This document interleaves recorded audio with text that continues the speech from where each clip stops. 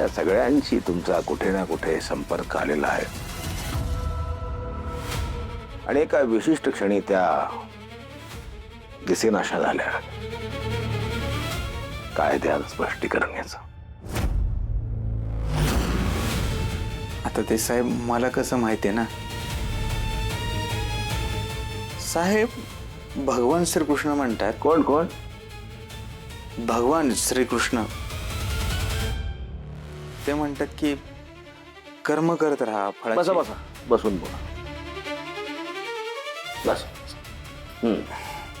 निवांत सांगा. मी काय कोणाकडनं अपेक्षाच ठेवत नाही. आपले कर्म करत राहतो, आपले काम करत राहतो, त्याच्यामुळे मला काही त्रास होत नाही फार. पण ह्या सगळ्यात तुम्ही मलाच अडकवतायत. आता ह्याच्यावर मी काय बोलणार ना, मी काय करू ह्याच्यावर? मी माझ्या परीनं समोरच्या माणसाला कशी मदत होईल ना याचा विचार करत असतो. त्याच्यासाठी माझा जीव ओततो. गंगा, मनीषा, माधुरी, आर्या जामकर, लाली या सगळ्यांच्या जगण्याचा लसावी लघुत्तम साधारण विभाजक काढला तर तिथे तुम्ही आहात. या तिथं तुम्ही, तुमचा जो अंश आहे तिथे, त्या अंशाच्या तिथं असण्याचं काय द्याल स्पष्टीकरण? साहेब, तुम्ही ह्या सगळ्यांचा काय होण्याशी तुम्ही थेट माझ्याशी संबंध लावता. मी काय सुद्धा नाही केलं. देवाची शपथ मी काय नाही केलं. अहो, मला खरंच माहिती नाही या सगळ्यांचं काय झालंय, या कुठं आहे. माझी बायको गायब आहे. आता ती खरंच गायब आहे का तिच्याबरोबर काय झालं मला काहीच माहिती नाहीये.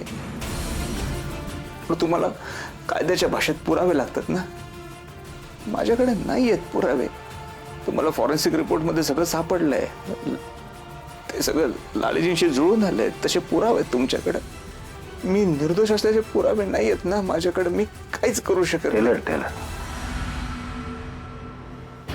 मी जर पोलीस नसतो तर एक सराईत खुनी झालो असतो आणि तुमच्यासारखे असल्यांचे रोज मुर्दे पाडले असते मी. पण झालो परीक्षा पास, झालो पोलीस अधिकारी. त्यात नेमकं मी कायदा पाळणारा कर्तव्यदक्ष अधिकारी म्हणून ख्याती झाली माझी. ज्या दिवशी काही सापडेल मला की हेच आहे, ते आपली शेवटची भेट.